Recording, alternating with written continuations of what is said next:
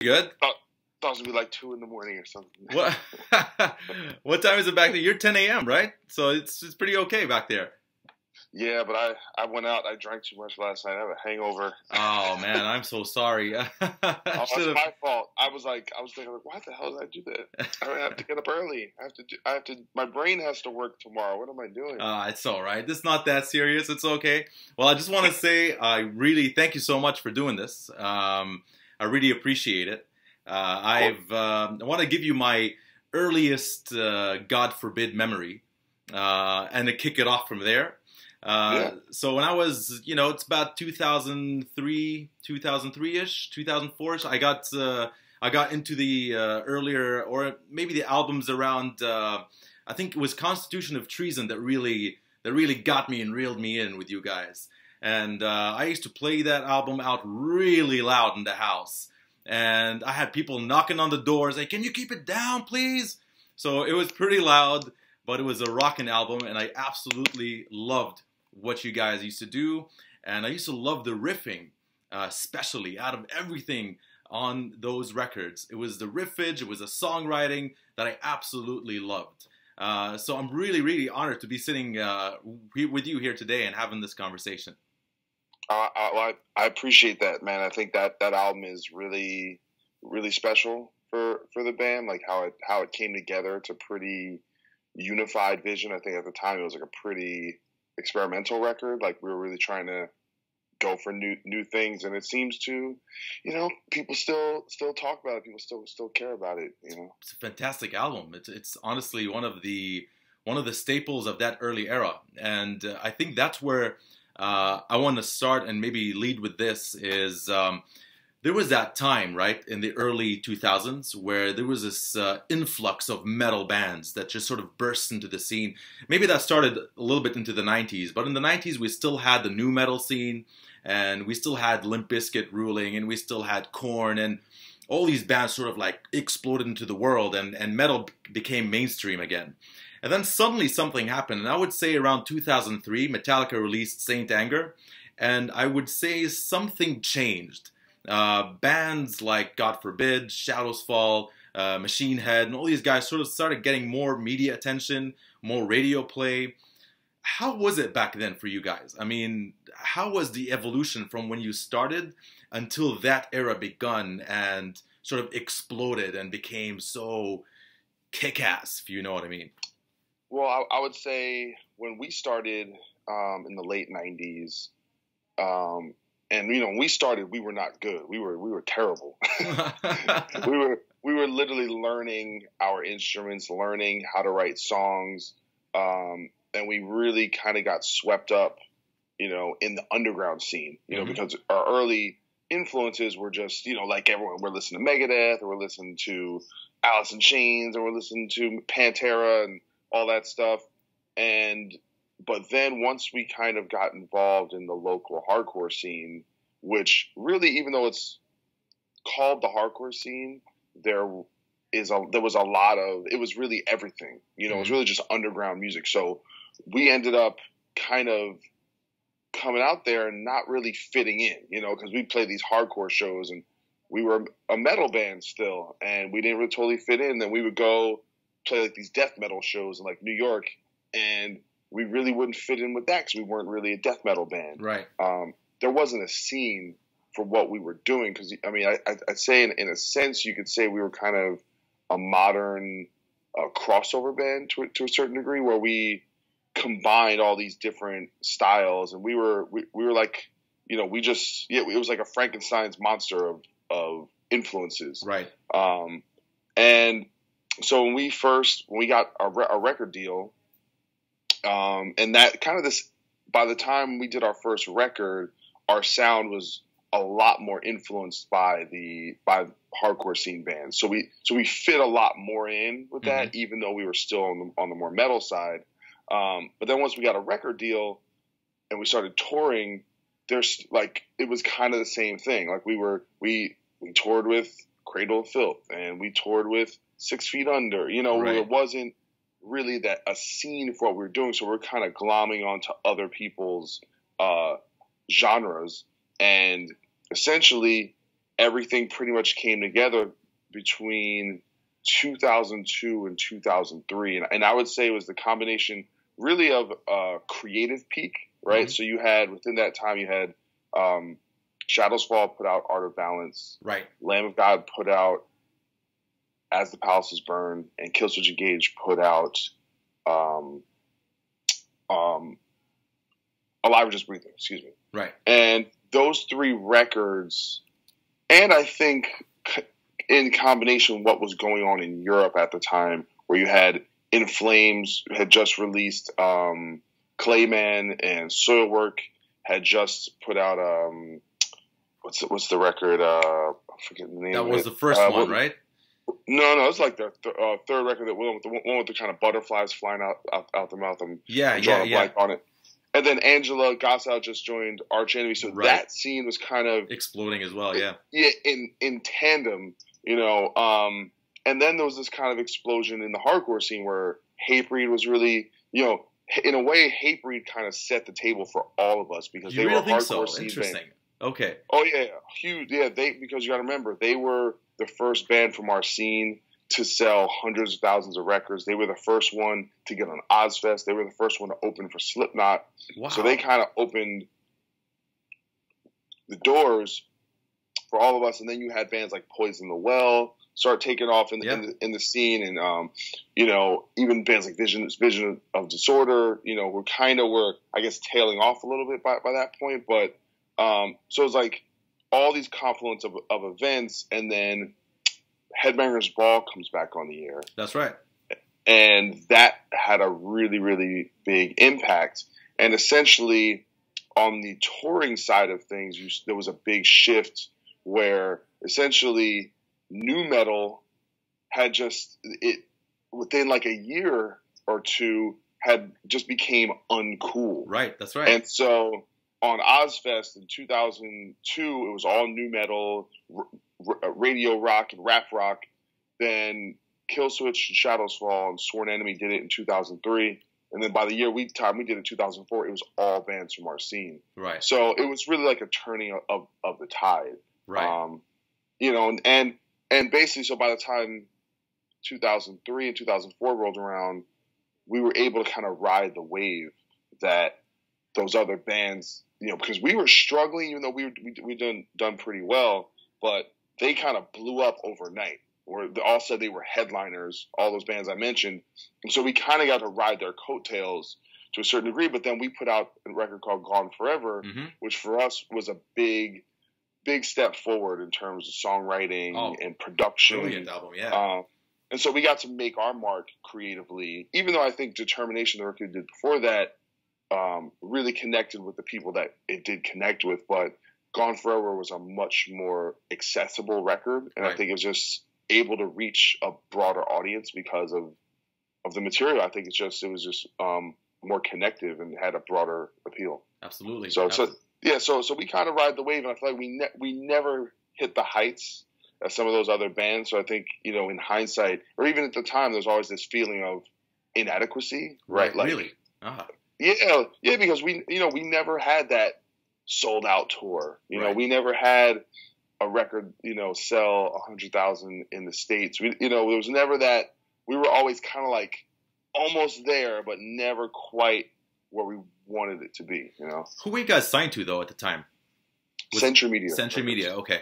Yeah, there was a lot of, like, it was a big movement, and I remember at the time, it wasn't just in the U.S., but it was also a global thing. I mean, I'm sitting here in Dubai, right, and I know about God Forbid, and I know about all these bands, and there was a really, really, I mean, if you think about it, at the other side of the world, right, where we're sitting, we were getting all this information as well. So we were getting all these bands, and we were downloading all this information in our brains, and started comparing notes on which bands really kicked ass, and that sort of thing. And God Forbid almost always was in the conversation. So this is why it was interesting for me when you say stuff like that. I mean, that's very interesting. And for us, I think the leader of that scene, the way I saw it, was obviously In Flames were the ones who sort of, like, at least from our perspective, sort of paved the way with that sort of Swedish Gothenburg style metal. And everybody sort of started adapting that kind of riffs.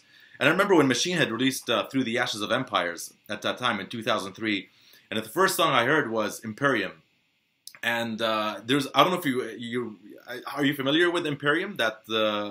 We toured. God forbid, did 4 months of touring with Machine Head. Yeah, you know them very well on that album. Yeah, so I have really a bug's eye view of how that record was received and how well their touring was doing, and that record resurrected their career. Yeah, that was a big record, and in a sense that was. Machine Head is such an interesting band. Do you follow Banger TV? Yeah. They did that thing where they reshuffled their categories on metal, and they were like, because I think they had Machine Head listed as groove metal, I believe. I remember something like that. Yeah. And or maybe metalcore. I can't remember, but they were trying to redefine the band, and they're in a way you can't define them because. To me, they came out, they were kind of post-thrash groove metal. Right. And then they kind of became more nu metal. And then they became kind of a new wave American heavy metal band. So you can't really pin them down. And I think a lot of the most interesting bands are like that. Like Slipknot is like that to me, where they started out as one thing, but they combined so many eras. They did morph into metal something and else. Rock sure. and yeah, so it's I think that record, and you're totally right about In Flames, because they started blowing up around 1999. That's right. Yeah. And, and the thing is, in a way, their success, they pivoted off of At the Gates' success. Right. But about At the Gates was they never really capitalized on the success of Slaughter the Soul, and In Flames was able to kind of step in that position. Really, I guess that you could say that airspace was kind of left open by Carcass and At the Gates breaking up right around the same time. Right. But people still had a big need for it, so they kind of opened that market up.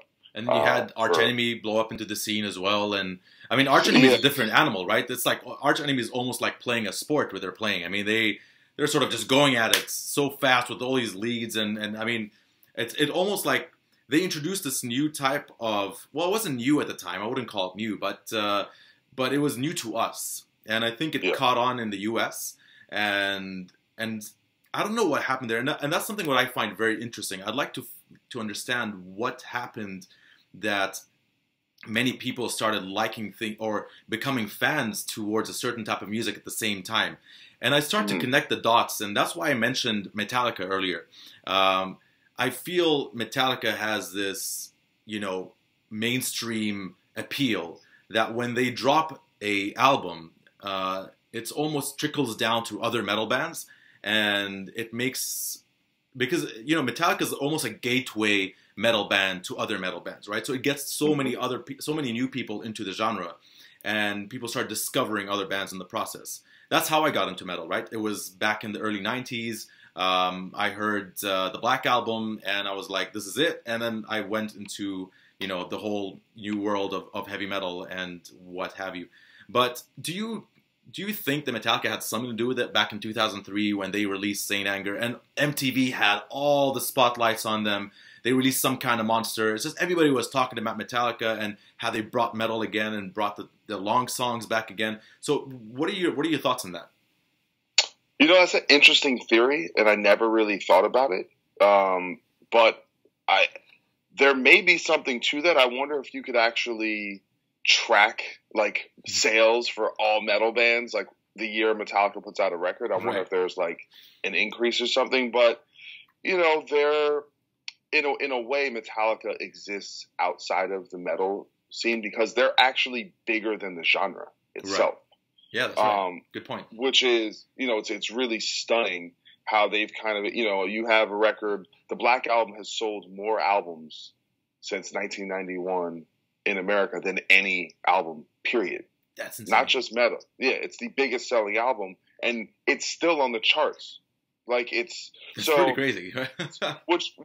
but I think that gives you some very valuable information that there is an audience out there for something heavy, and of course Metallica is not the heaviest thing. No, right. And that album is that good, where it's people are still going to want to listen to it now. Clearly, like it's like you right now you're wearing a Pink Floyd shirt. People are always going to want to buy Dark Side of the Moon. Right.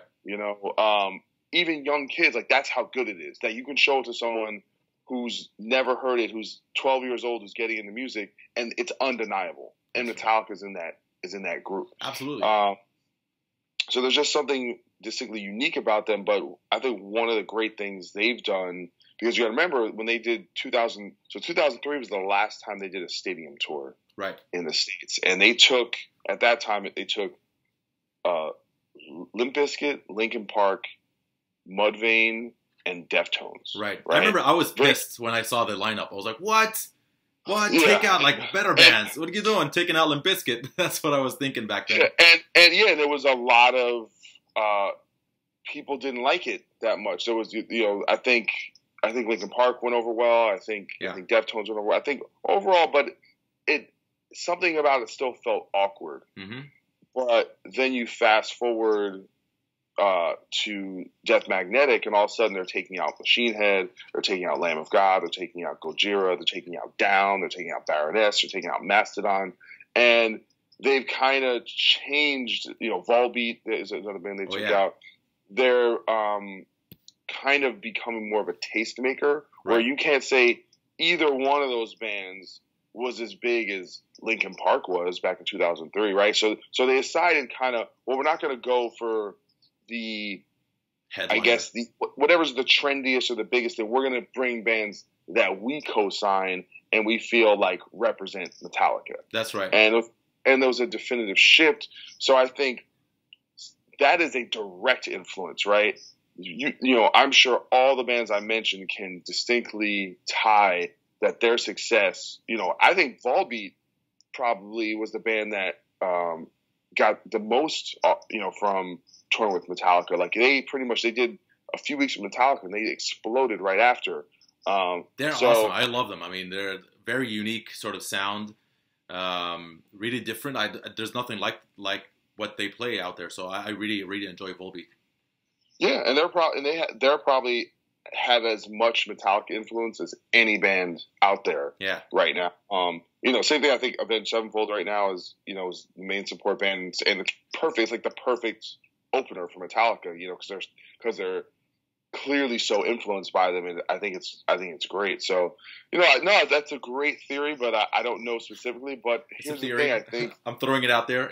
So no, I think there might be a lot of credibility to that, and it's. I think it definitely makes, because the mainstream world, here's the truth, they don't give a fuck about metal. Right. They don't care. Yeah. But they care about Metallica. So at least, I think the thing's kind of interesting now in the zeitgeist. You'll go to a store like H&M or like Forever 21 or Walmart, and they have Metallica shirts now. They have Slayer shirts. But nobody listens to these bands. This is the odd thing, right? Like we'd see like Kylie Jenner or something wearing a Metallica t-shirt, but I don't know if she's a Metallica fan. That's the odd thing right now. Yeah, but I bet they do, because I think, listen, you go to a sporting event, you go to a basketball game, they're playing AC/DC and Van Halen, and that's a good point. That stuff is, but in a sense, it's, once something hits that classic status, like I said, it exists outside of the scene. It's its own thing. Gotcha, yeah.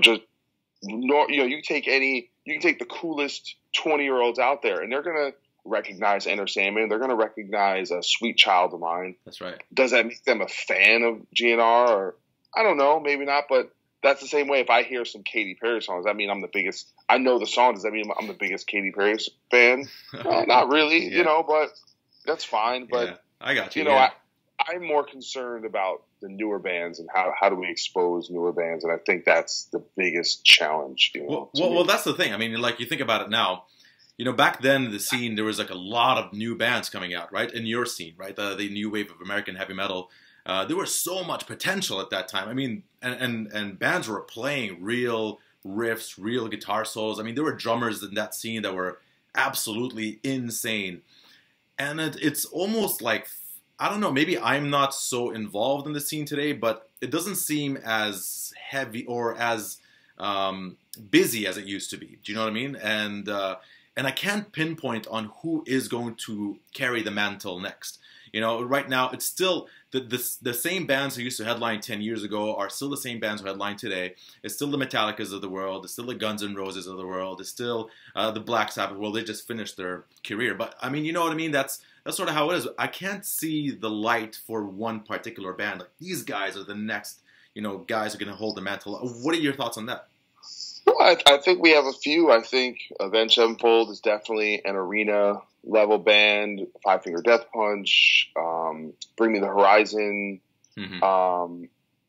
I think there are a handful out there.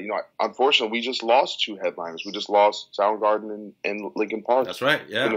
Within a few months. I mean, literally, Soundgarden was set to headline one of the days of Rock on the Range, and he died before they got a chance to do the show. And those are, Linkin Park was legitimate arena band selling out, and just like that, poof, they're gone. Crazy. Do you think it will carry on? Do you think they're going to replace Chester Bennington and move on? I don't know. I mean, the guy was like a vocal unicorn. Right. The things he could do, his range and the grit, and just the charisma, the looks. I mean, the guy had the full package. That's right. The guy was. You're right. Unicorn. That's right. I mean, to me, it's like, listen, if you could pull a Journey or like Alice in Chains and find some new kid out there who's just got it, mm-hmm. Go for it. And the band still feels like they would want to do it. Go for it. Right. I would rather have a Linkin Park around than not. I agree. I mean, even look at Scott Weiland died, and that killed two bands, right? That killed Velvet Revolver and Stone Temple Pilots. That's right. Yeah. Right. So this is, and Chester Bennington sang for Stone Temple Pilots. So you had a band where both their singers died. It's insane. I mean, what are the odds, right? that's very, very crazy. It's really terrible. And I guess the thing I worry about the most is that the bands that have that potential, or the artists that have the potential, are not going to be given the same opportunity. I mean, Linkin Park I guarantee they got a massive record deal when they came out, and they probably got a lot of money to go in with great producers, and they weren't probably worried about paying their rent because they got a good deal, and they could focus on just being an artist and focus on putting everything into the art and focusing, working on tour. Whereas now, people, it's such a struggle just to get by. You have to make decisions about whether it's going to be worth it. And I think a lot of what I'm worried about is that we're not going to get the next Chester Bennington, because that person's not going to become a rock artist. They're going to go into another field. They're going to become a rapper, or they're going to become a DJ, or they're going to start an app, or they're going to stay working, an office job because it's dependable. And part of what made rock and roll what it was is the recklessness of like not giving a fuck. Yeah. But you kind of need someone to pay for that. When Skid Row and Motley Crue is throwing chairs out of hotel windows and sticking fucking fireworks of strippers' booties and stuff. I mean, the truth is, rappers live more like rock stars than rock stars do now. That's right. And a lot of bands that are successful now on the rock side are just very sensible. They're like, they show up on time, and they're like updating their Twitter page, and they're coding their website, and it's efficient, but it's boring. That's right. Absolutely. It's right. I mean, I was just thinking about that. Who are our last remaining rock stars? And I could think of Corey Taylor maybe as one of those guys who's still out there. He's a very intelligent person. He's written 2 books. He sings for 2 quite successful bands. He's very active in the scene, and I think he's a very hard worker as well. And he's a lifer, man. He's one of those guys, and he does it as a sober guy. Mm-hmm. He had his time to party, and he gave it up, and his passion never waned. And one of the things I think is great about Corey too is he is so humble. Like if you've met him, he does not act like he's better than anyone. He's like a true populist in a way. Like I think it was a big, I got to do Ozfest with them, and they played the second stage, and it would be like 8:30 in the morning, and he'd be out there in his bathrobe with a cup of coffee on the barricade talking to fans. Wow.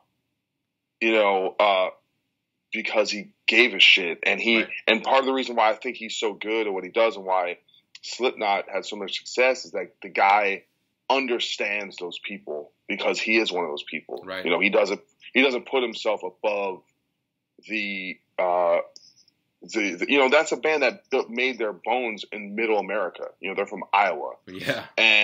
And the fact that he doesn't, so to me it's almost weird even calling him a rock star because he is a rock star, but he's not a rock star. You know what I'm saying? Because he doesn't act like that thing. That artifice. Yeah, So much respect for him. We saw he actually he came to Dubai with Stone Sour, so we've seen him perform here with Stone Sour. It was absolutely phenomenal back in 2007.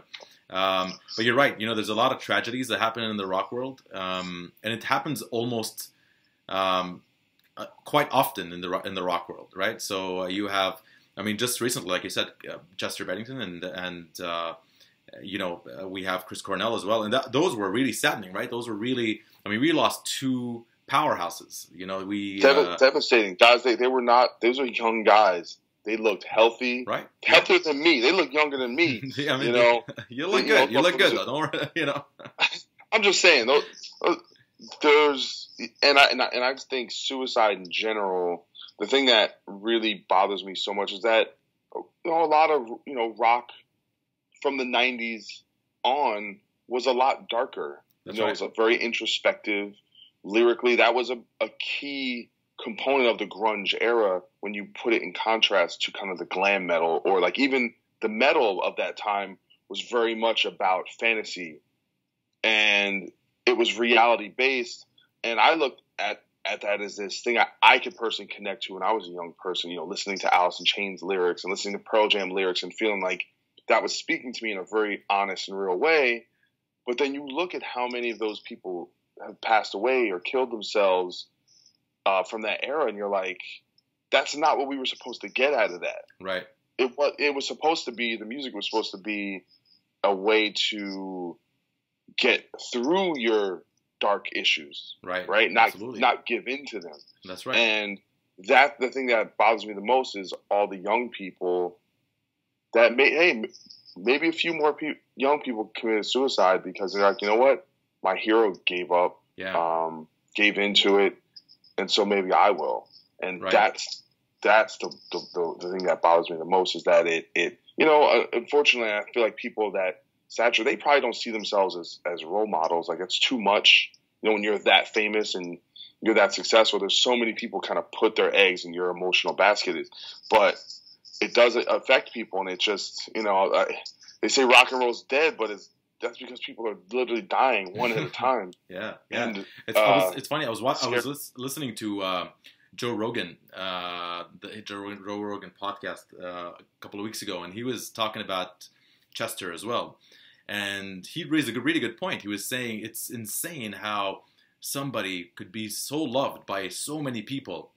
Have you seen that picture that they put up on their social media pages where it's just Chester singing, and there's like hundreds or thousands of people around him with their phone cameras on him and so on. It's a breathtaking picture. And I've seen it. It's beautiful, and he was saying it's insane how a person like that, who is loved by so many people, felt so alone. And I think that's the thing with suicide. It's something you would never understand. We would never understand and hope, but it needs prevention. It needs to be dealt with. People need to reach out. It shouldn't be a solution. It should be something that not to be considered. And it's very sad at this point when you have two of the most important rock stars of the last 10 years take their lives. Well, yeah, but I think in many ways they're more susceptible, because when you're that famous and you're, someone was talking about this, that a lot of singers that write about their real issues, the deep stuff, the stuff that really hurts, every time they do a show, they relive what the songs are about. So they go through like this emotional roller coaster, and at the end of the show, it's not, hey, we're gonna have a party and I'm gonna bang a bunch of chicks. It's like they're actually dealing with, like, it's a harrowing experience. Right. And when you're that famous, man, you can't just go to Waffle House and hang out. You can't just go to the mall. Like, people, will just, you can't be a normal person when you're that famous. So I think in many ways, despite so many people loving them, once you get that famous, it's like you almost can't be normal because no one treats you normal anymore. They treat you like you're Chris Cornell. They treat you like you're Chester Bennington. Yeah. So I think the success and the love in itself is isolating. You look at what happened, like Michael Jackson, and kind of what all the fucked up problems he had. A lot of that has to do with the fact that the guy was the most famous guy on earth. God, yeah, and he couldn't go anywhere, and he couldn't be normal. It's very true. So, and those two particular guys seemed about as grounded as you could on the outside. But I think there's also that thing too of the hero worship, where you have to be everyone's hero, and you're also, guess what? You're at the forefront of a multi-million-dollar business. That's right. So if you don't have, that's so much pressure. It's like, hey, if I don't go to work today, guess what? Thousands of people don't get to go to work either. Right. And just having that pressure of like, hey, if my voice goes out, this whole thing, I don't know. I think there's so many elements of it that are isolating. Right. Yeah. And that you have to put on a mask that everything's fine. Yeah.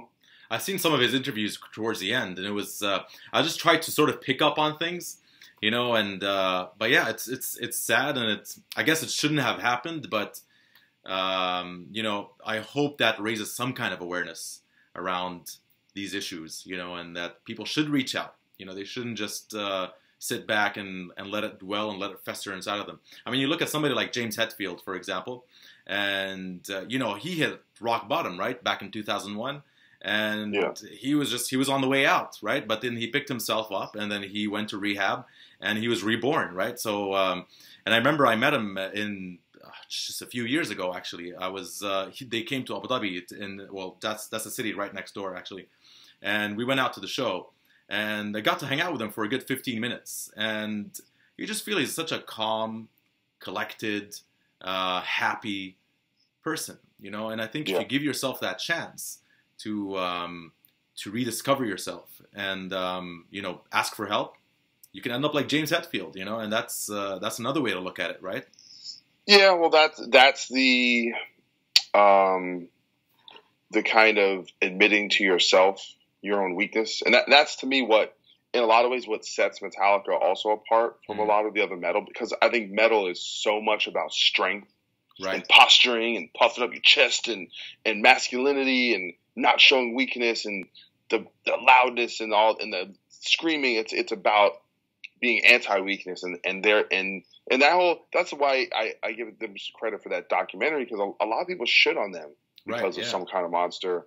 And to me, I was like, that's like takes so much balls to show yourself in the weakest state, making their album, the worst Metallica album, basically. Right. Yeah. That's true. So it's like warts and all, just putting themselves out there and showing, that to me is kind of crazy, is that Metallica is the biggest metal band, but they're also the most open book, where they reveal pretty much everything about themselves to the world, which is, I think as fans, we're lucky that if you love Metallica, there's nothing you can get inside every detail and every nook and cranny about the band. It's pretty amazing. But yeah, I got to do the Metallica tour, and yeah, when you're around Hetfield, man, it's, he is a commanding presence. He's that guy. Also, you want to salute him like, General Hetfield, for duty, sir. He started it, man. He perfected it, right? He's the man, dude. He's James Hetfield. Yeah, and one thing I think we should say about those other guys too is there were pharmaceutical drugs involved, and I think especially with the case of Chris Cornell, there's definitely a chance where he just took the wrong combination, and he literally just had temporary insanity where he wasn't actually suicidal normally, Right. but his brain just got rewired for a few hours the wrong way, and so it might not have even been like a pattern. It just might have been the wrong few things, and when you're mixing that stuff, you're kind of playing with fire, and it's Yeah, that's and that dangerous. stuff, and that makes it even worse. That if he didn't even have those thoughts regularly, and it was just the wrong combination, and who knows if that was the same thing with Chester too, where he just took the wrong stuff at the wrong time and just went into a mental hole for a very short amount of time, and boom. You never know. Yeah, that's right. I mean, I think particularly with Chris Cornell, I think that's what a lot of fans want to believe. They tend to sort of go to that explanation. I'm one of them, to be honest. I mean, I'm a huge Soundgarden fan, and I love Chris Cornell's voice. I think, like you said, I mean, we talked about Chester being a unicorn, but I mean, Chris Cornell was just another level of vocalist, right? I mean, oh yeah, he's Temple of the Dog, and you got your Audio Slave. I mean, we forget sometimes that he fronted Audio Slave, and he really did an amazing job with that band. He's prolific. I mean, the amount of songs, and that's the thing is, that guy, to me, like, it's kind of a joke, like, oh, the voice of a generation. He literally was the voice of his generation. Right, yeah. I mean, to me, the only other person I would put almost in his league is maybe Mike Patton, but maybe 1A and 1B, but he's the guy of that era. What do you think of what were your thoughts on? I mean, they're the grunge scene, right? So like Nirvana and Alice in Chains. How did they register with you? I mean, huge fan of both. I mean, I was kind of like at the time, especially, it was like, to me, everyone was like Nirvana. But if I had to take the first two, Nevermind and In Utero, I'll take the first two Pearl Jam records. I'll take 10 and Versus over those. Yeah, in my opinion. And I still think people forget. I think at the time Versus was the biggest selling record first week of all time. Oh, wow. When it came out, and Eddie Vedder was on the cover of Time magazine. Like they were the biggest band in the world for a minute. But Nirvana kind of gets all the credit. Yeah. And I think Nevermind permeated in a way that is just different than anything else. Like it's the one. If one album kind of encapsulates a moment, it's probably it's that, and that's kind of undeniable. Mm-hmm. But me personally, I connected to Pearl Jam a little more at that time. Right. Doesn't mean I don't, but I loved all that stuff, man. I think I don't actually look at it as just the grunge scene. I look at the 90s in general as being an explosion of great rock music. So whether it's Radiohead or Weezer or Rage Against the Machine or Tool or Smashing Pumpkins, you can name like 50 bands that came from that era. Nine Inch Nails. I mean, Nine Inch Nails isn't grunge, but they're 90s and they're fucking groundbreaking. Right. You can name like 50 bands that are still as important now as they were then.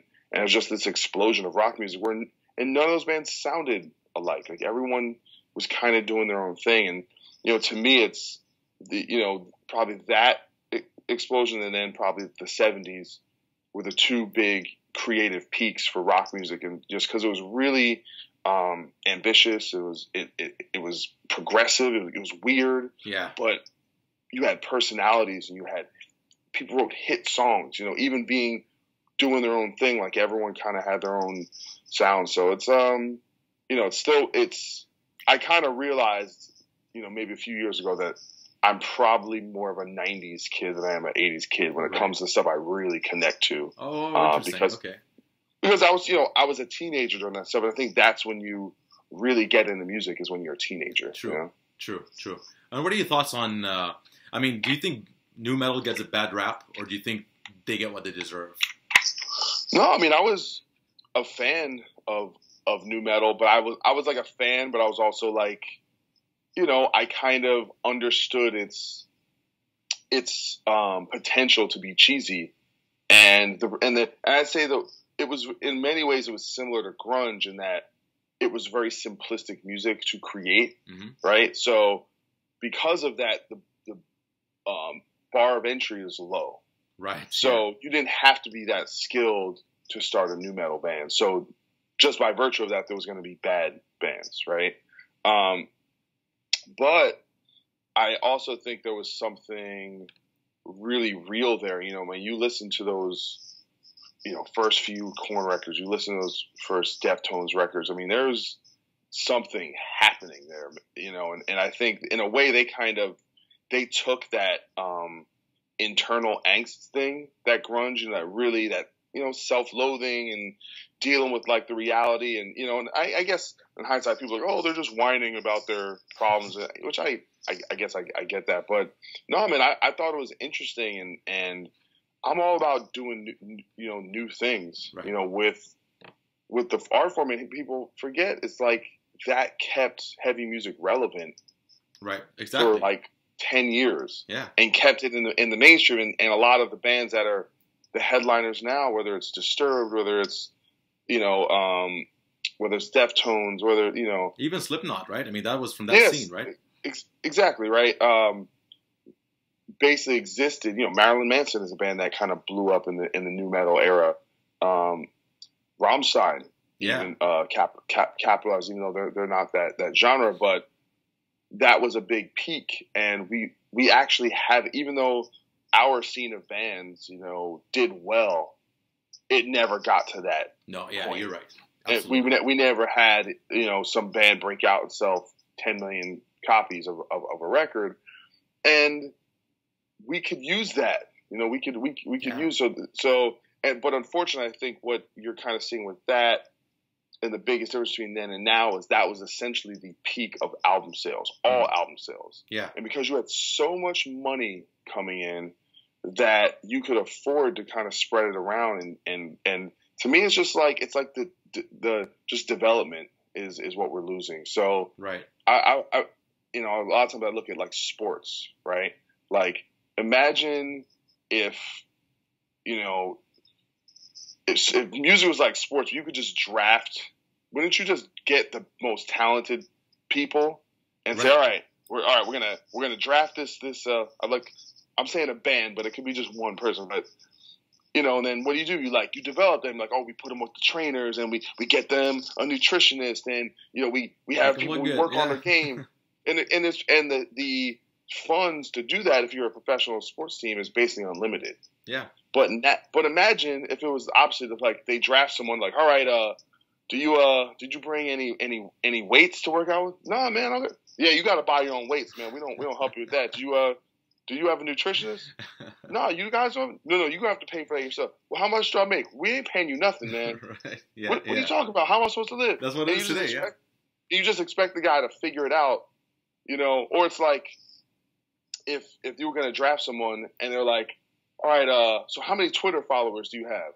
What are you talking about, man? Well, come on, man. I mean, I know you're supposed to be good at basketball and stuff, but how many Twitter followers? Right. Like 4,000. Now we can't draft you. We're gonna draft someone who's not as good at basketball but has more. And that's basically what the music industry is now. Is we don't care how talented you are. We care how many fans you have. Right. So they want. Back in the day, you would just sign someone who had no fans and then help the band build fans. Now it's the opposite way, right? Labels can't make enough money, so they just go with things that already have momentum. That's right. Yeah. So because of that, it's basically like you wouldn't get LeBron James or, you know, Kobe Bryant because you're not going to help them develop. You nope. You have to become LeBron on your own, right? And then you do let us know, and that's basically what it is. And that's not to say there isn't a lot of talent. There's plenty of talent, but I do feel like it's diluted. Right, you know? right. I mean, and I think it's just so much stuff, man. It's like I make this. There was this video online where they show this like insanely famous classical piano player. I can't remember if they were a piano player, if they were like a cello. I forget what instrument but they're just playing in a train station, right? Uh-huh. And they're playing the most beautiful music, and people just ignore them. right? And this person, if they put on a concert, there'd be like 5,000 people. They're like people in suits and stuff. Oh, very nice, right? Yeah. And to me, that is like a metaphor for everything now. Right. That, you know, Bob Dylan could be playing the Bob Dylan of now could be playing in a train station somewhere. But since we don't care about how good it is, we only care about if people are paying attention to it. True. Then it almost doesn't matter. Like, it doesn't matter if you're good, because how do we know? How do we know that, like, the next Sgt. Pepper's isn't literally just sitting on SoundCloud somewhere with 3 listens? That's right. How do we know? Yeah, that's absolutely true. I mean, it is a very crazy, different world that we're living in today. I think 10 to 15 years ago, when that whole new metal scene exploded. I mean, you were saying about rock stars. I mean, I think they were the last rock stars, right? I mean, Fred Durst was the biggest rock star in the world, right? I mean, Jonathan Davis and all these guys. I mean, when they dropped, what was it, Significant Other? I mean, that was the biggest album of that year. And then the year before that. That broke the record for the biggest first week sales. And then I think right after that, I think like Backstreet Boys or NSYNC broke it. But yeah, it was literally that big. Huge. I mean, and Korn, when they released Follow the Leader just before that, that was insane. I mean, that was everybody. I was in high school back then, and I just remember everyone raving about that album. So yeah, the last band that got that, and people remembers, that was basically one of the last eras where MTV actually mattered in terms of playing music videos. Right.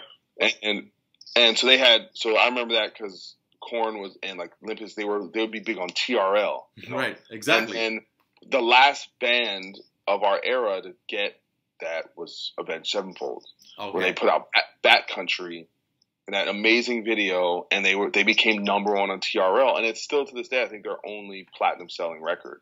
Really? Is City of Evil. Yeah, because of that. And once that goes away, and this is the thing, is once you kind of take away the gatekeepers and the kingmakers, in a way it's like, well, now no one gets to become king. Right. Even though, you know, no, hail to the king, you know, no pun intended. But no, it in a sense, when you have these big kingmakers and tastemakers, and they say who gets into the club and who doesn't, it separates people, right? It says, no, this is good enough to be here. This is, you know, makes a big enough impact. And now the problem is everyone is cultivating their own experience, right? So if I go on Spotify, my Spotify experience is different than your Spotify experience. If you know, only a certain amount of people listen to Sirius XM satellite radio. If I want, you know, if a video comes up in my Facebook feed is different than yours. Mm-hmm. And there's just because it shows up there, there's no guarantee that I'm going to click on it. Right. So we've kind of lost these collective experiences that filter the best of the best, so we all get that. And it's just harder. You know, I just think because of that, we're just not going to have artists as big, you know. Do you think the internet did this? Do you think the internet killed rock stardom? Do you think, you know, I mean, because right now, if you look at YouTube, for example, you have a lot of bands who build themselves on YouTube and they get your hundreds of thousands of views per video. So maybe it's just that the game has changed and the mentalities of people have changed. It's no longer about who is the headliner. It's just, oh, I enjoy your music, I'm going to subscribe to your channel, and that's that. So do you think the game has, or the equation has changed? Yeah, the game has definitely changed. And I think, listen, the internet, it's funny. I was really thinking about this. I was walking through Amoeba Records, which is a big record store, one of those famous record stores in the world. And I'm like, and I thought in that moment, I was like, if we could undo it, right? If we could, because you know, like, there's the idea of back in my day, right? It used to be better, right? And we always think about that as like, it wasn't really better, was it? It was probably worse. But I was thinking about, like, what if sometimes it's true? Like, what if sometimes, no, it literally was better. And by this I mean it's like, it's the problem with wealth, right? So we don't think about intellectual property as being wealthy, right? But imagine you went to someone's house in like 1992, and they literally had 20,000 CDs, or they had 50,000 DVDs. You were like, wow, this person is wealthy in their acquisitions, right? But we don't think about it that way. But essentially, we have infinite, for $10 a month, I have infinite music. Right. Right. Yeah. That's crazy.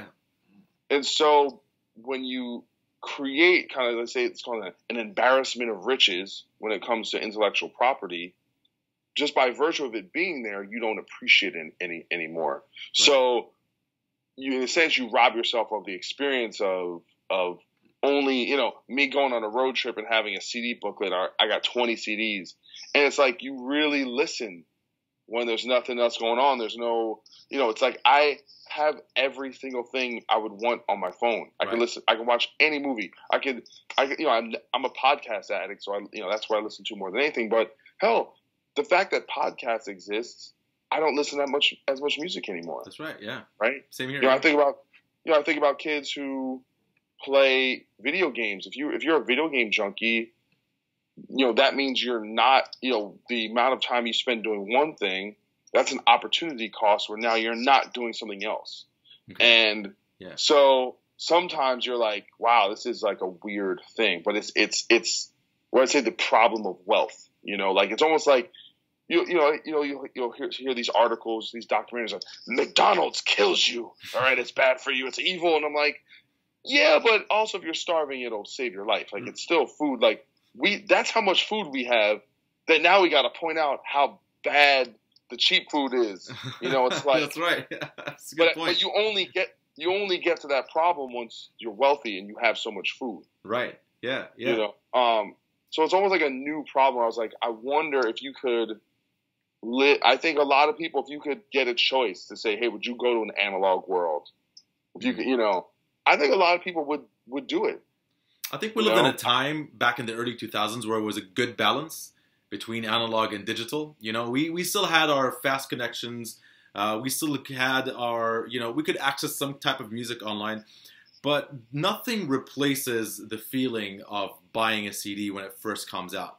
When you've been waiting for this artist to drop their album and it finally arrives in store and you go grab it and you just open it up, smell that new smell, open the booklet, put the CD in and just start listening. That feeling, that beats whatever billions of songs you may have in your podcast or on your iPods. So it definitely was better in that sense, for sure. I completely agree with you on that perspective. Well, but to me, the only thing, I'd say the only thing, but I think video games are still that way. Like if people, they go the new video game, they wait online, they get home, they still have that experience. Yeah. But I think movies are still like that. Like the fact that there's a new Star Wars, like you get so excited, and then same thing, you smell the popcorn, and you get, it's a whole experience in there. That anticipation is still relevant. And me, like, I'll probably never buy another CD again. Vinyls though? And what's that? Vinyls? Are you into that or? No, I just don't like stuff. Okay. Like I just minimalistic lifestyle sort of thing. I just think we get wrapped up into, because I was always into collecting something. Right? I was into collecting comic books. I was into collecting baseball cards. I'm collecting DVDs. And then when I finally had to move cross country, I was just like, this stuff is just weighing me down. Like I don't, if I can have the music, but I don't need the physical item. It's just like, think of like, I don't know. I think stuff is overrated unless it has a definitive use. The sentimental part of it. Listen, I guess unless I like buy a house somewhere and I know I'm probably gonna die there, I guess then maybe I'll reinvest in stuff. But I just at a certain point I was like, I looked around my room and I was like, all this stuff doesn't matter. Like it's just it's just I don't know, something about it. I think I kind of go both ways on it, but I've kind of lost my affinity for collecting items. Right. And today, so you're going back into music again, right? I mean, where are you today with music? I mean, for you professionally, what do you want to do with music? Well, I never stopped doing music. I'm pretty much before I quit, God forbid, I already started Vegas Nerve. Right as soon as I got done as soon as I quit, God forbid, I was touring with Unearth. I moved out to LA. I was playing with all kinds of bands. I never stopped playing with bands and writing music and working on stuff. I mean, right now, I just did, so my band Vegas Nerve, which is more on the rock side of things, we just wrapped up doing some shows and released a new music video, and pretty much we made this EP, and slowly but surely kind of did some shows and did a few things, but it's a long distance band, so it's pretty hard, and so we're gonna. Oh, is it? Okay, interesting.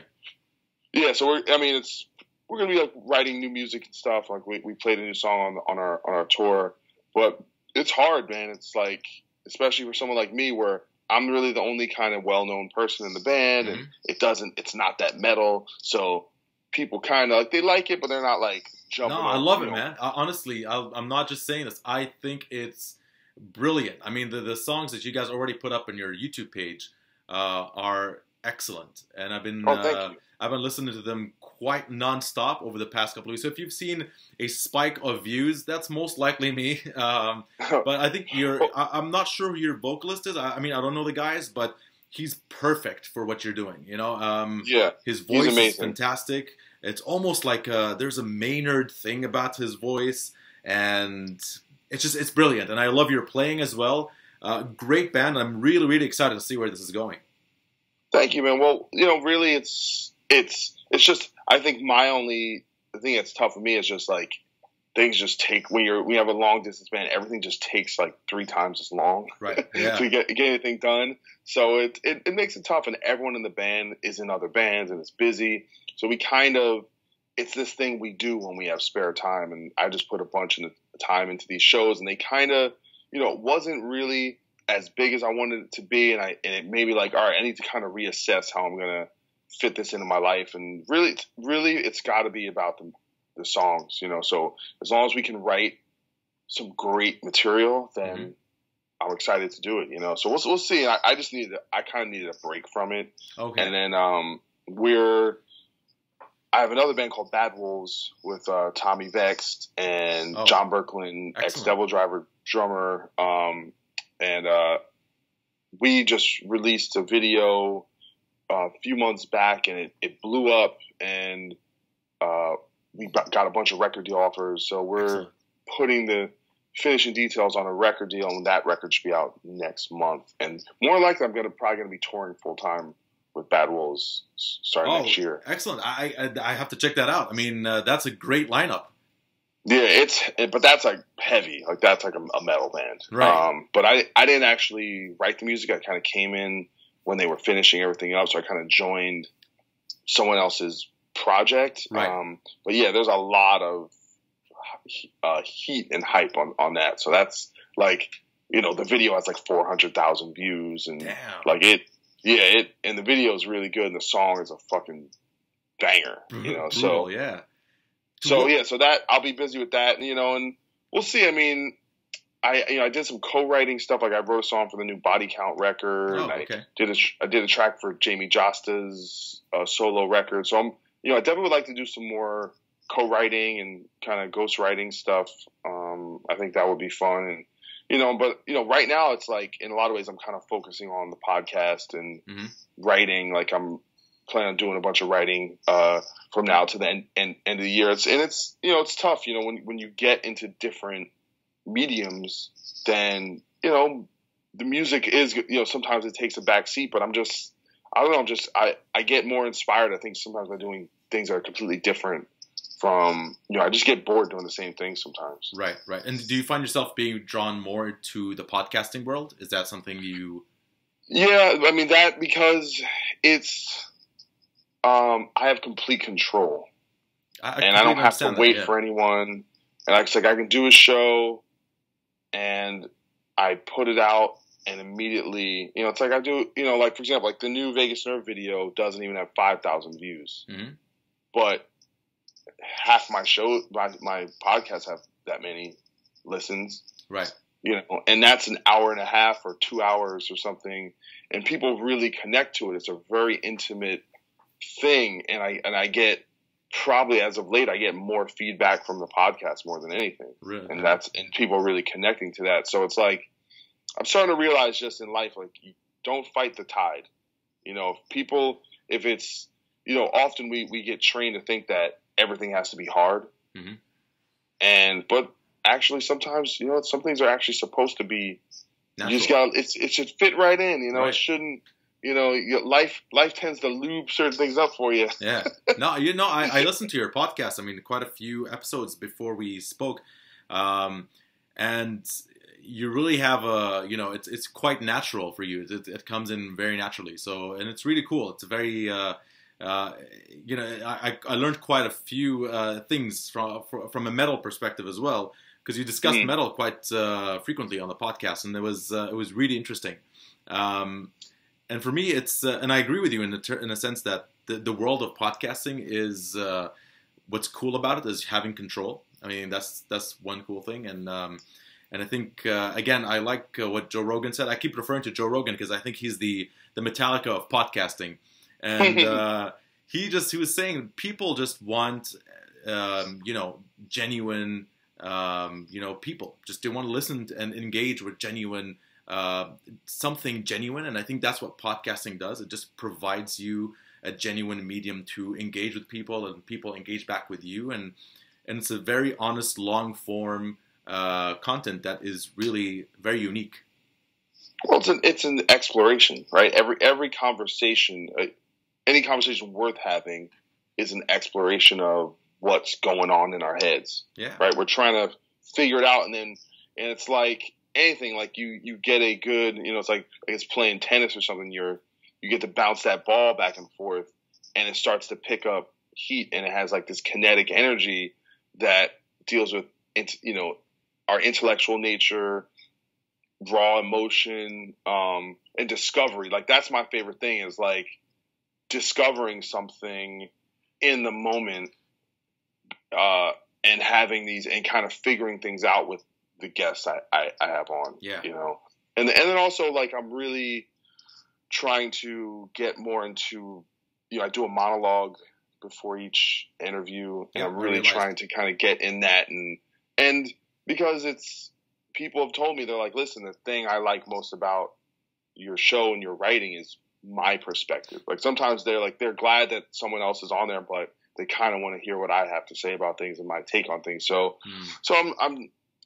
I want to get better at that, and I want to get more serious. Like I had a friend of mine tell me, is like basically saying like, you know, I need to talk about more real things. Like music is great and all that, but there's bigger fish to fry, and I can't just be talking about, you know, the last Exodus album or some shit. Like I need to actually get into bigger issues because I have that capability. So, you know, I'm trying to kind of think into that more direction. And really, I feel like the X-Man, what I'm doing now, I don't know if I'm going to be doing that same format in 2 or 3 years. It's, you know, but it's something I want to get out of my system. There's a bunch of people I want to talk to, like, and I'm not necessarily concerned with talking to the most famous people. Yeah. I'm actually more concerned with talking to people I personally know and have a relationship with, because I think it makes the conversation more intimate. Absolutely. And also, and talk to people who people aren't talking to, you know, because I've noticed that, like, when you can have someone who's in a big band, but if they just did 5 podcasts that week, yeah, it's not, it can be a great conversation, but it's not quite as relevant as, like, guess what? No one's talking to that person over there, and we haven't heard their story. So that's what I'm trying to get, is more unique stories, and keeping it as personal and intimate, and you can only get this conversation here. You know, there's not going to be 50 replicas of that. Right. Yeah. Yeah. And do you feel that that's something you're going to stick to for? So when you say the X-Man podcast, and you don't want to do it for that, is that formula going to change for you? And because I see that you always talk about, I mean, in your tweets at least, you're always discussing some political discourse and so on. Is that something you want to bring into your podcast as well? Well, it's the same thing with the writing, you know, because like I started writing on Metal Sucks, doing guest blogs, and it was really fun. And then I started actually doing a basketball blog on there. And the reason why I ended up starting .coyle.net was I was like, I don't just want to talk about metal or basketball. I just want to be able to talk about whatever I'm thinking about.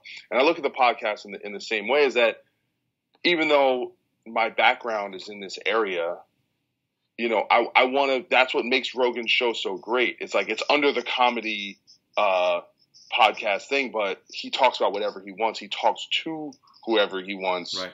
About any subject, and he obviously has the things he's interested, right? He's interested in MMA. He's interested in, you know, sports science, and so have doctors on. He's into, you know, just weird people having, you know, Alex Jones and just weirdos, and they'll talk about ancient aliens guy, and, you know, conspiracies. So eventually, I would, because the truth is, and I just feel like if you're just talking about metal, then you're only going to reach so many people. That's like, there's only, and I'm not that famous. You know, I'm not Corey Taylor. I'm not Jamie Jost. I'm not Lars Ulrich. Like, only so many people are going to want to listen to me because I'm that guy from that thing. Yeah. It's like, I have to make an impact on a more, like, basically, I have to exemplify myself as a thinker, and someone who has distinct ideas, or else it's never, you know, so the only way I can do that is by expanding outside of just doing this. So, but this is a great launching point because these are conversations I want to have. And there's, you know, I'm kind of doing my own work, you know, like I'm working through some things and I want to tell certain stories, and get to the bottom and kind of scratch my own curiosity. Right. You know, this is what I'm doing right now. And that's really what it's about. And just kind of putting, you know, and like I said, it matters to me that the show sounds good and it feels tight and it feels, you know, that I don't want it to ever feel like it's thrown together, you know? Yeah. So. Yeah. And do you watch or do you consume content such, you know, like political content online? You know, you see these rivalries between channels, right? So you see stuff like, you know, the liberal channels like the Young Turks, and then you have your more conservative channels like I don't know, Daily Wire or whatever. Do you consume these things, and do you see yourself doing something similar to that? Yeah, I mean, honestly, one of the best things I did was after the election was I started following a lot more right-wing people on Twitter, because I felt, you know, the article I wrote after Trump won was called "Transmissions from the Bubble." Okay, basically saying that people like me who are more on the left were blindsided. We just didn't think it could happen. And that's a level of kind of ignorance that you have to recognize your own ignorance. And you have to say, you know what, I can't just get one half of the conversation and think I understand things. Right. And so I follow people I completely disagree with, but at least I understand. And the thing is, the most interesting thing to me is like what you're saying is about this idea of all these competing there's like these little teams, you know, of like, oh, so you have like, and the spectrum is pretty wide, right? Yeah. So you have, you know, seeing all the opinions and seeing everyone's take, I realize I feel so much in the center now. Right. Yeah. And I think the center is pretty big, to be honest. Like I think a lot of, and that's, so you can be right of center, you can be left of center, but it's, you know, what I think as well.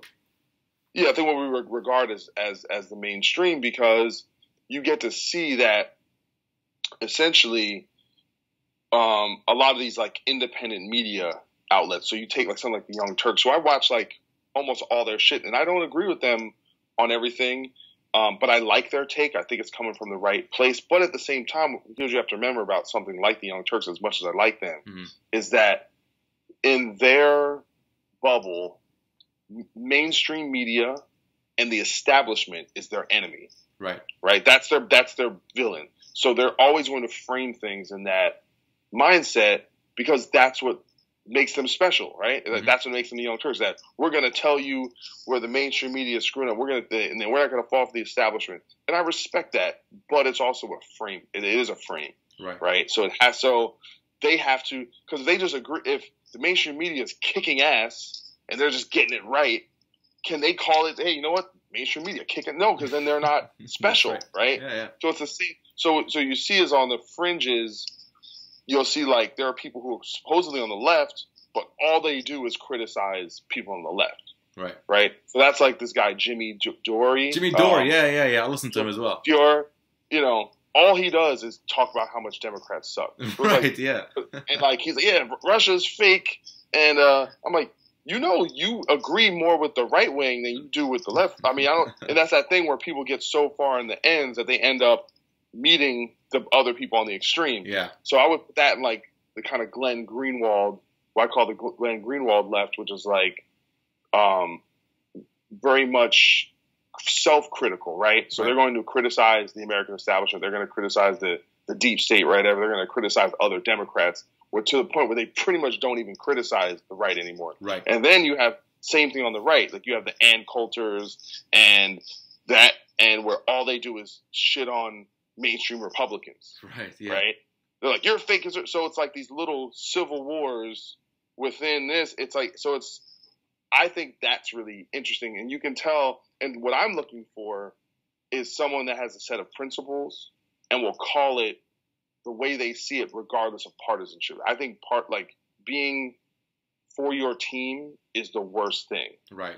That's why I'm like, I'm not anyone's team. I'm on my team. Right. I don't give a damn about anyone. Democrats, conservative. Like, I think the only thing I will kind of stand up for is, I consider myself to be liberal. I consider myself to be progressive. So if someone makes a blanket statement, all progressives, eat white bread or something, Yeah. All progressives are bad at driving, whatever. They usually say something worse than that. But I think the worst thing in our discourse is actually not racism or sexism. It's I don't even know if there's a word for it, but bigotry of a different ideology, right? Yeah. So everyone pretty much is on board with like, you know what? It's racism is wrong and homophobia is wrong, but no one says, you know what? It's wrong to be bigoted against progressives. It's wrong to be bigoted against Republicans. But people are if you tune into any of those shows, that's exactly what they're saying. If you tune into Rush Limbaugh, he will tell you that liberals are bad people. They're awful. They're bad for the country. You have to stop them.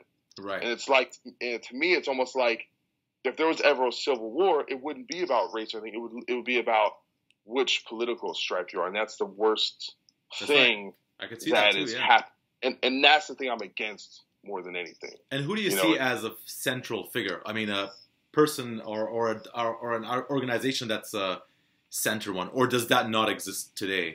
I mean, I don't think there's an organization. I think there's individuals, like just some certain people that have a really great moral compass, and people I follow, like and I think probably Dan Carlin. Oh yeah, I love him. Yeah, he's great. He has one called Common Sense, and his because to me there has to be you have to be educated. You have to understand history, which he knows probably as good as anyone. Yeah. You have to have a heart, and actually be able to empathize. And but then you also need to have a set of principles, right? To say, all right, these are my principles. And the thing about principles is it should be able to be applied in any situation, right? You take your principles and you say, all right, well, and the most difficult part about that is not being a hypocrite, right? So don't change your principles based on what, and so that's what I look for. I look for consistency of principles. Yeah. And so you have to kind of meet all those markers. I think Sam Harris is someone I follow really closely. And there's, and the funny thing is that there's people on the right that I've actually gotten a lot more respect for in this whole kind of Trump era, because they're like willing to actually not just be a partisan and just fight for their team. So it's someone like Frank Luntz, who probably, if you talked to me 3 or 4 years ago, I probably would not like Frank Luntz, because he's kind of the architect of basically persuasive language. So he's the one, came up with, death panels. Like, he comes up with all this language to basically convince dumb people. Yeah. People who are like low information voters.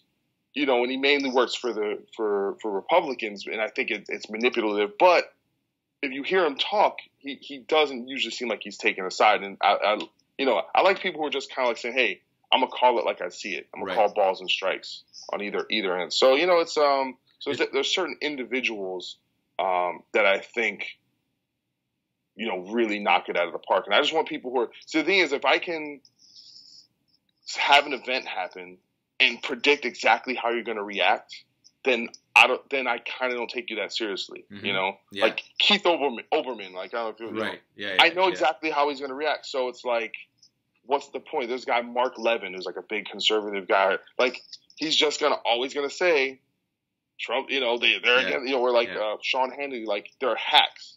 You know, they're always going to be on one side. And that's the thing is, I want someone who's gonna, you know, if you're a liberal, call out Obama when he fucks up. Right. You know, give him praise when he does. Just call it as it is. Don't just because it's on your team say they're great. And that also the thing that I think puts me in a different boat, that I see things different, is that politicians aren't perfect, and we should stop trying to pretend that they're going to do. I'm gonna vote for someone who agrees with 100% of everything I agree. No, you know, you're gonna get 80%.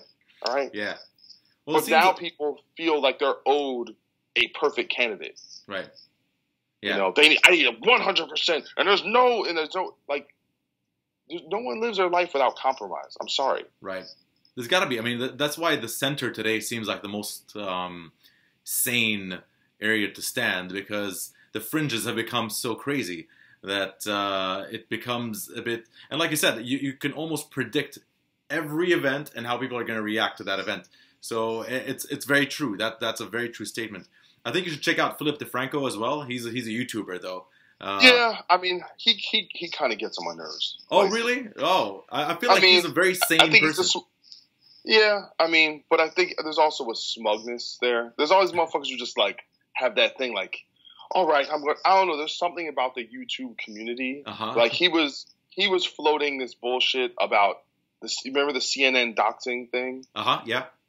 All right, complete horseshit. Right. But it's like there's this community of YouTube people, you know, and PewDiePie and all these, like, where they're just like, they have their followers suck their dick all day. It's just tell them how great, you're the best. And I think he's a smart guy, but I think there's also, you have to keep in mind for guys like that, it's in their best interest to say things, like they have to have a divergent opinion. Right? Yeah. If they say something that's not controversial, then no one gives a shit. Right. So they're incentivized to be irreverent for the sake of that, and part of that is, and to me, a good portion of what's come out of that is this like men's rights movement and this internet nerd culture of guys who think that they're the victims of the world, and you know, and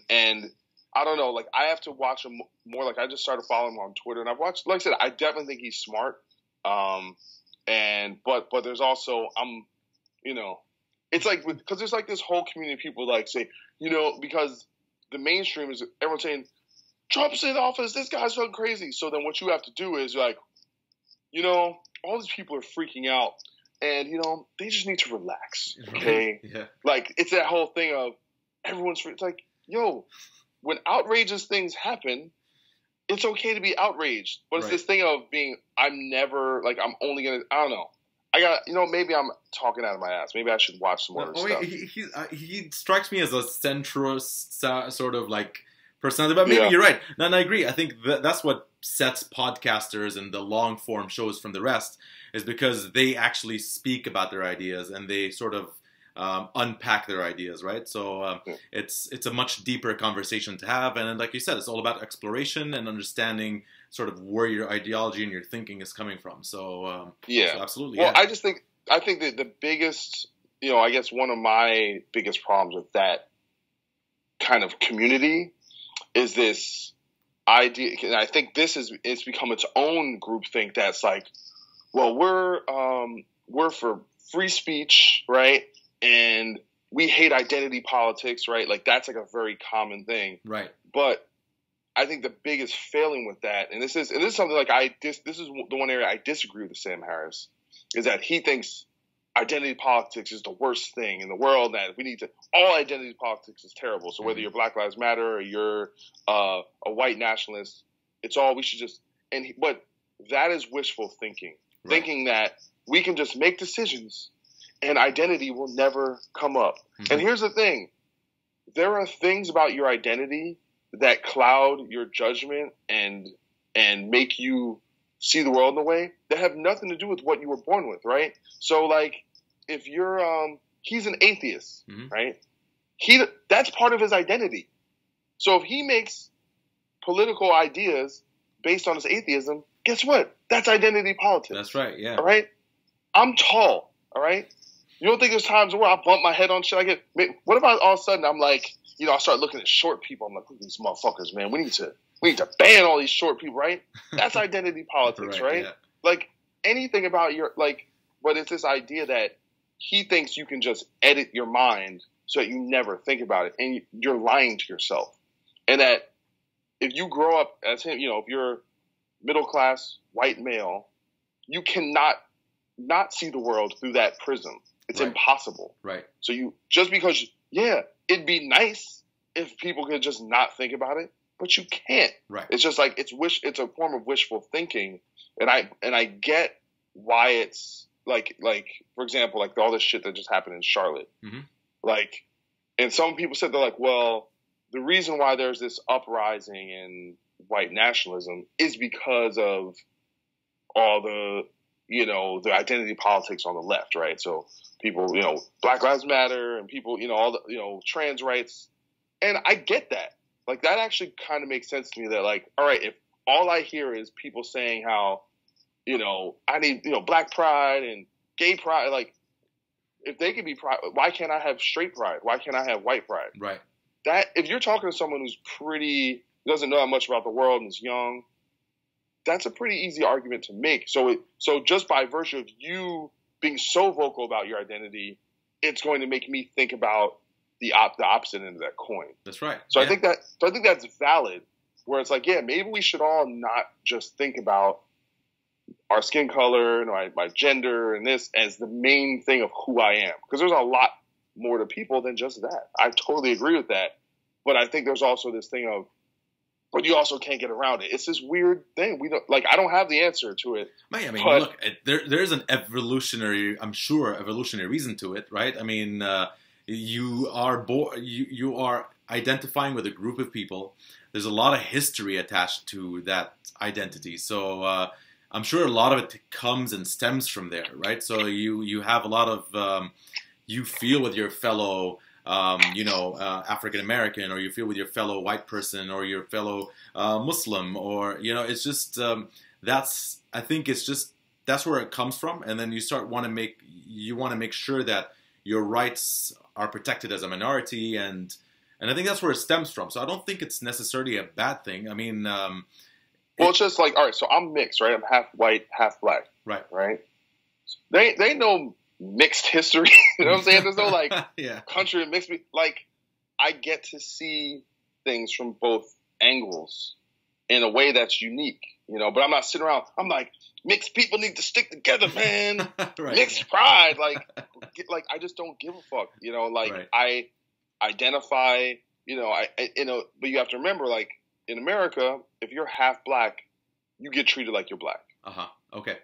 You know, people don't, even my father's like, you're black. My father's white. And he's like, well, you're black because that's how you get treated. And I'm like, I guess, but I mean, I don't feel more black than I feel white. Like, and I think, like I said, you're treated not to, you know, mainstream culture says you're kind of not supposed to identify with your whiteness. There's like this element of white guilt, which I get. But the thing is, there's no problem with being like Irish pride, Italian pride, you know, German, like, you can, whatever European country you're from, it's okay to be proud of that, but you can't, you know, it's not really cool to be proud of just your whiteness.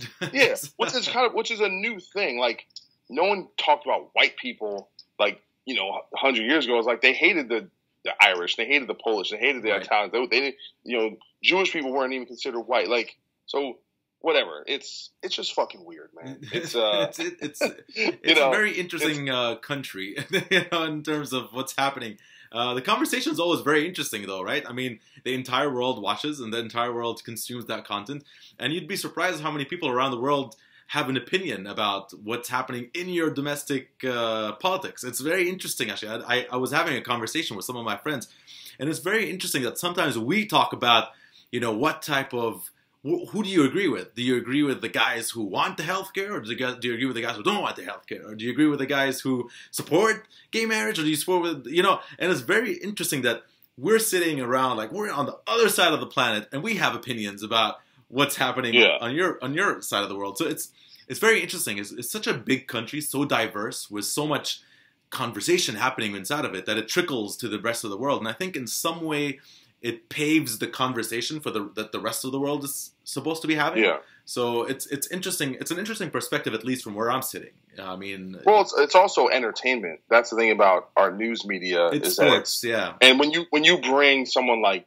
Trump in there, listen. If this guy didn't have the power to like destroy the earth, it would be the funniest, most entertaining thing of all time. I mean, this shit that happened over the weekend was like yesterday was not funny. Like I was. Like, it's hurtful, man. Like right.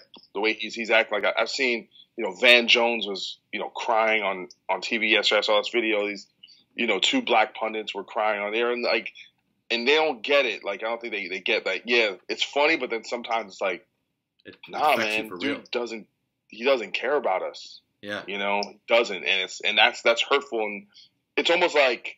It exemplifies the reason why you have a president is for moments like this, because it's the position in many ways, its power is symbolic. That's one thing I don't think people really, and that was the thing that was so devastating to me, is that I don't know if the position will ever retain its respect. Yeah, because to me, as soon as that guy got in, it lowered what it meant. Right.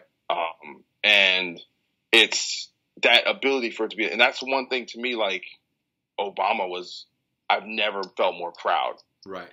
Like every time that guy got up and spoke, you're just like, God damn it. I'm supposed to be like Obama. You know what I'm saying? Like, yeah. And because he just felt like he was the best representative, because, people call him the first black president, but he was mixed, he's black and white. Mm-hmm. So, and if anyone, who better to kind of represent the diverse nature of the country, in the kind of new millennium. So yeah, man, that's the real depressing thing. But outside of that, it is fucking entertaining. Right. Yeah. Like if you can divorce yourself from the emotion of it sometimes, but that's also is a shame too, because is this what it's going to be from now on? It's just going to be a reality show. Yeah. I mean, I hope not. I mean, look, it's entertaining, but it really is you learn a lot from it. That's for sure. I mean, at least from where we're sitting, it's definitely something that we learn a lot from.